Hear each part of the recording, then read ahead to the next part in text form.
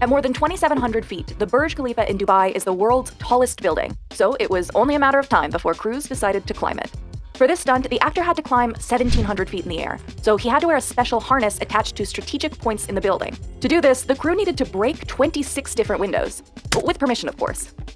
This harness was so tight, Cruise said it cut off his circulation. The 65mm IMAX cameras and additional helicopters shooting the scene only had a limited amount of time to record, so they had to move fast. But Cruise wasn't just climbing the building. He also had to fall 4 stories and run down the surface of the building in a move known as an Australian rappel.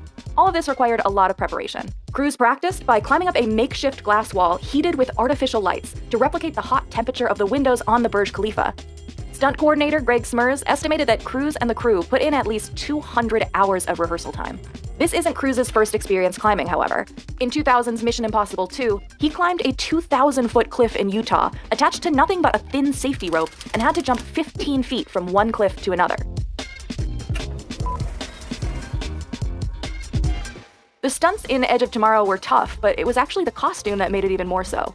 Throughout the film, Cruise's character wears metal exoskeleton armor, something that typically might be added on through CGI, but Cruise wore a real suit, sometimes for up to 6 hours a day straight.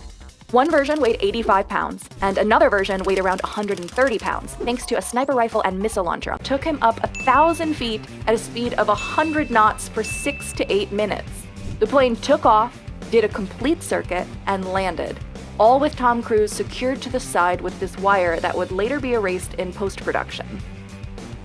Because the plane went so high into the air, Cruise had to wear special contacts to protect his eyes from flying debris and strong gusts of wind. Plus, the crew had to make sure takeoff conditions were absolutely clear. If they ran into even a single bird or some rocks on the runway, it could severely injure the actor. The stunt had to be performed over and over again until the actor, director, and crew felt they got it right. For Cruise, he didn't feel confident in the take until he had gone up 8 times.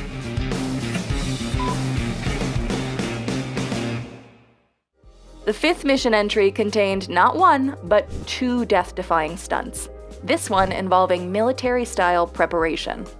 In the film, Ethan Hunt needs to open an underwater vault. The vault itself was created using CGI, but Cruise still needed to work underwater for the sequence, which clocks in at just about 6 minutes long. He started by jumping off a 120-foot ledge into a tank filled 20 feet high with water. Then, Cruise needed to film takes while holding his breath for 4 to 6 minutes. According to Cruise, most underwater sequences might have an actor hold their breath for up to 10 seconds, so this was definitely a challenge. He trained with freediving expert Kirk Crack on a breath hold special operations program designed for military personnel. Part of his training involved breathing exercises that would lower his standard heart rate, essentially training his body to use less oxygen. And he wouldn't just be sitting in the water during the shoot, he would be swimming around. Why so long?